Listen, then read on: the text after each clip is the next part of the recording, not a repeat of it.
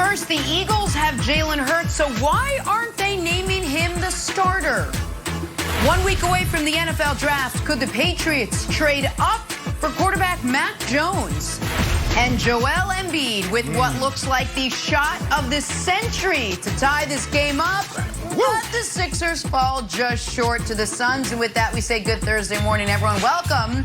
Look at that shot. So first things first, Jenna Wolf alongside LeVar Arrington in for Nick today. Good morning to you, buddy. We got Brandon. Hello. Good morning. We got Kevin Wild.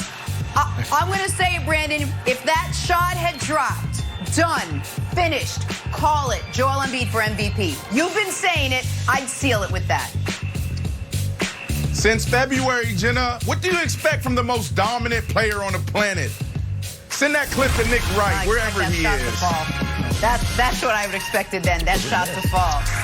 All right, we'll get to that shot in just a second. But, guys, we are just a week away from the draft, and we are setting the quarterbacks aside to talk about wide receiver DeVonta Smith, namely the guy's measurables. So, at Alabama, the Heisman Trophy winner was listed at 6'1", 175 pounds. Yet at his pre-draft medical check-in, he came in at 6 feet, only 166 pounds. It seems awfully light, Brandon. Look, it worked for him in Tuscaloosa. Led the nation with 23 receiving touchdowns. He set SEC records in yards and TDs. But Brandon, a $166 at 6 feet? Is this a big deal? Should we be making this a really big deal? I mean, listen, Jenna, you hit all my points. At Alabama, and we know this, you know, when you see a team's roster and you see the guys' measurables, you know, expect for them to be a little bit bigger, you know, be a little taller, to run a little faster. But then you go to the Wikipedia, and he's 6'1", 174 there. And now all of a sudden he's 6 feet, 166.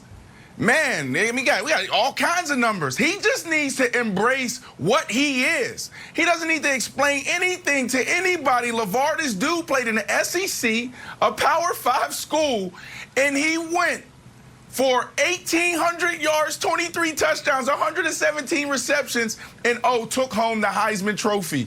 Come on, man. You don't need to explain anything to anyone. I'm tired of this talk around, the guy is too small. Man, it doesn't matter. Can you get open? And also, do you have the vision? Do you know where everyone is on the field?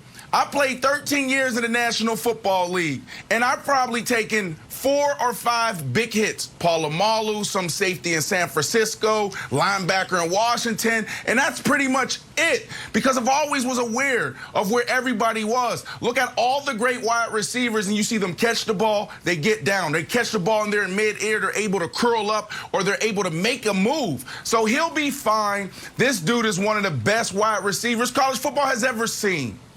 Yeah, I agree. And listen, when you look at size and you look at skill, DeVonta Smith has skill, and his skill set is super impressive. I would say the one concern, I'm not going to say that it's going to be a big deal, but there will be concerns, B. Marsh. And if you think about it, it's not about his ability. It's not about his skill, because I agree with those things. It's about his durability, right? It's about if he gets caught up into a game where the coverage is moved in a way where it's aggressive towards him, what is he able to do? What is he able to bring to the table in those press man type situations? What is he going to be able to do in blocking situations? Are they going to even use him in blocking situations? Because being an athlete in the college level is much different than being an athlete at the pro level. You start to figure out very quickly you're hitting on a different type of person when you're in the National Football League. So I would just be concerned about his durability, soft tissue type injuries, you know, falling down, bruising easily, stuff like that. That would be the only goodness. that would be my only questions. Can he take hits? I don't know that it's a reach. You're because reaching, man. It's totally subjective. It's total. The NFL is totally subjective. You know why? Let me tell you why you're reaching. One, you're not bringing in a wide receiver to block.